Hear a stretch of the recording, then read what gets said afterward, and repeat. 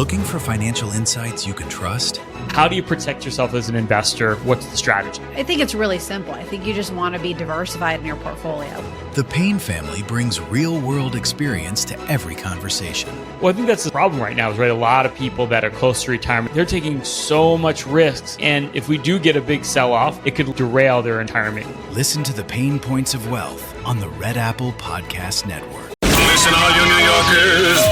Excuse me. Taxi. Okay, man, we're looking around. This is the 77 WABC minicast. The Republican election bills being considered are a direct attack on dissent of current Republican policies on married women, women who build careers, led companies, serve in Congress, and yes, women like me who got married and changed their names. Support because it is just common sense. Americans need an ID to drive, to open a bank account, to buy cold medicine, to file government assistance. As is noted by the leader, you even need an ID to attend events of most Democrat politicians and even the Democrat National Convention. So, why would voting be any different than that? They can't answer that question. And so they come up with all these crazy excuses of why they can't support it. They've attempted so many arguments to oppose the passage of this simple legislation. First, and no one asked the congresswoman that you heard, ladies and gentlemen, if it's an attack on women, that assumes then I guess you don't vote. Because she said women like me who've gotten married change their names. She's alleging they can't vote. So I guess, which would be easy to find out, that women like Congresswoman Norma Torres cannot vote because she got married. Changed the name. Well, is she voting? How is she in Congress? So silly. James Golden Snerdley, welcome my friends to the Tuesday edition of Bo Snerdley's Rush Hour. Fastest hour in American media. Treat for you today, Princess Diana is scheduled to join us by midway through the program, and we can't wait, of course, to catch up with her. The SAFE Act is moving through. Democrats are, of course, hysterical about it. I want to revisit one thing that we spoke of yesterday, and yesterday we played a translation of some of Bad Bunny's. Bad Bunny. I keep wanting to call him Big Bunny, but Bad Bunny. I don't know why. We played a translation of one of his songs, and I was unclear whether that one was included in the playlist of what he performed at the Super Bowl. Well, I didn't even bother sending it in because we can't play it on the air. Now there are translations for some of the songs that were performed. Folks, I can't do it. I can't even read without censoring some of the songs that were performed. When I tell you that they are highly sexual with some of the most graphic language imaginable, it is an understatement. If the FCC, the Federal Communications, does not do an investigation on what was aired over the nation's airwaves, these airwaves do not belong to any one network. They are public airwaves. And therefore, they are under the regulation of the Federal Communications Commission.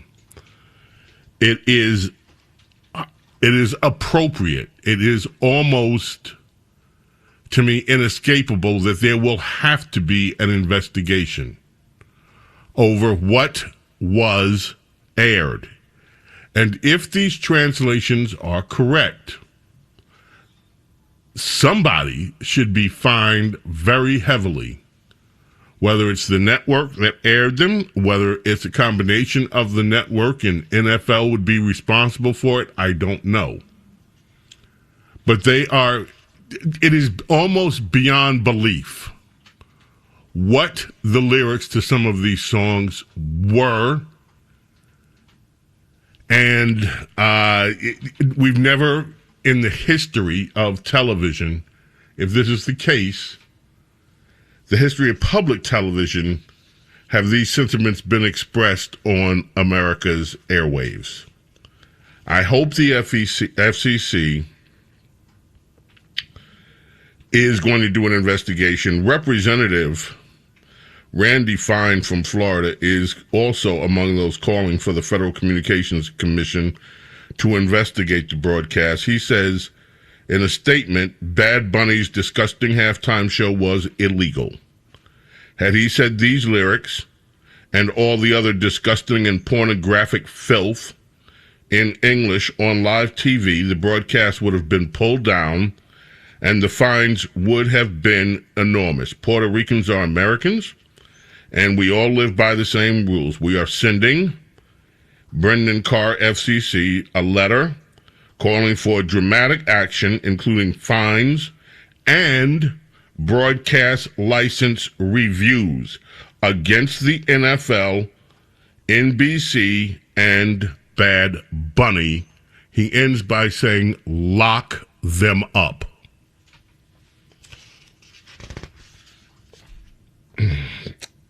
It is...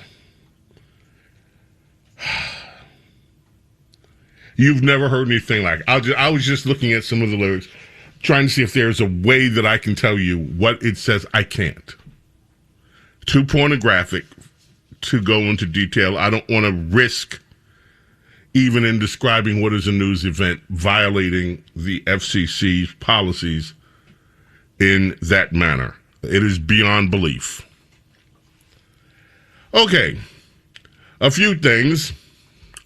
You had testimony this morning in front of the House of Todd Lyons and others on ICE, and we have a few sound bites from that I want to get to today.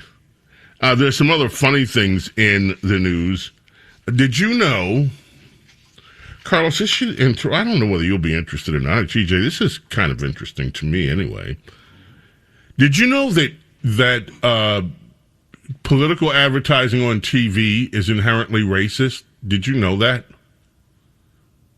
Well, I guess I can't hear you. I can't read lips. We established yesterday or I don't know, a year ago that everything is racist pretty much. Like we can't even say good morning without being racist. If you remember that one. That's Saturday. right. There was a woman that said yes, that the good morning is racist because of the origins of who said good morning, and it wasn't a good morning for the slaves. Representative Jasmine Crockett in Texas, her Senate campaign is falling far behind in fundraising and spending. And Jen Ramos, a political commentator and member of the Texas State Democrat Executive Committee, suggested that Jasmine Crockett has to take an unconventional approach to statewide campaigning because traditional methods such as buying large ads, are not designed from her. What she said is that candidates of color cannot use these traditional methods because these traditional methods were not designed for them. So, yeah. So candidates of color, brown and black political candidates, cannot use television ads because television ads weren't designed for black people to use.